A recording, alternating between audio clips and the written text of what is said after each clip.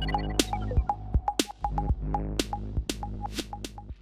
right, so we are here at the World Championship Finals in this giant arena. I'm joined right now by YamatoCannon. Other people know him as YamatoCannon. Come on. Yeah. Come on, man. Yeah. Now, you're not on the desk here. What brings you to the finals? Just watching?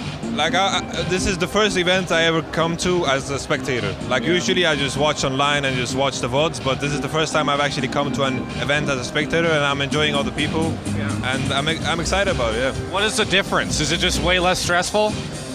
Well, I don't think, nothing to me is stressful. Okay. So I cannot draw that comparison, but it is very different because right now I'm not used to like a lot of people coming up to me, but after the analyst desk I've actually like exploded in a way, and people are approaching me and like giving me a lot of appreciation, so I'm super happy to be here.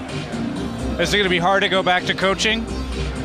Well, it is my true passion. Actually, like, it's kind of hard for me because like the off season is so long if you don't get to Worlds. So it's been very, very painful, but I'm happy that I get to keep busy at least.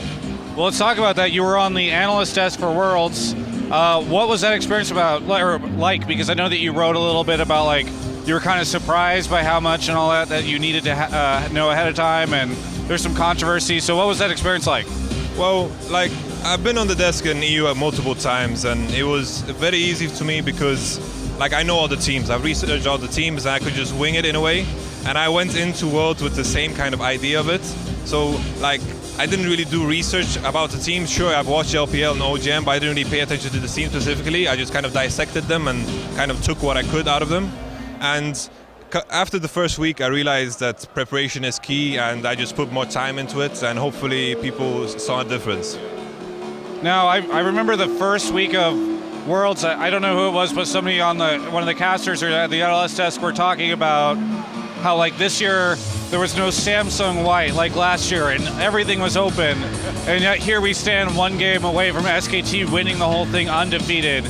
Did SKT's strength surprise you at all, or was this kind of what you expected? Well, I think when it comes to SKT's strength, it wasn't surprising. I think the weakness of the Chinese teams is what surprised me the most. But then again, it's very hard to kind of predict what's going to happen when a massive patch is released like this, because imagine the teams kind of qualify playing basketball, and then the tournament is about football, and then all of a sudden you can't really make solid predictions. Now, what's next for you? Are you staying coach with Roccat? Are you locked in? Well, that is the plan currently. Like, nothing is set in stone, but currently that is the idea I have of it. And I heard Nuke Duck locked in? Yes. Nuke Duck, my favorite player. I have a lot of history with him, and as a player, I think he is very, very talented, and I think only a part of his potential is unleashed. Well, unfortunately, I see the players taking their seats right now, so we have to kind of wrap it up, but is there anything that you want to say to any of the fans out there? Well, of course, I would like to thank everyone for their support, their criticism, because I, as a person, have learned a lot these past 3 weeks, especially during the World's Analyst Desk. Also, I'd like to thank Riot for bringing me on the Analyst Desk, and of course, thank you to Roccat, and of course, thank you to Travis, because when I was watching the interviews like 2-3 years ago, like an idea I had in my mind was, when I've made it a little bit at least, I'll get interviewed by you. So I'm happy. Thank you, Travis. I'm honored. Hey, people can follow you on Twitter for selfies, right? This is a big thing for you? Yeah. Well, my Twitter is at Yamato Mebdi. It's basically, I do outfit of the day, and I show my face around, you know. I keep people updated. Very serious, handsome selfies. I think that's it. So, hey, thank you. It was a pleasure. I wish we could have had more time to interview you, but hopefully in the future we'll see you on stage coaching at Worlds rather than on the Analyst desk. We'll have more time. So thank you so much. For everyone else, you can check out the rest of our coverage of all things Worlds at GameSpot.com/LOL.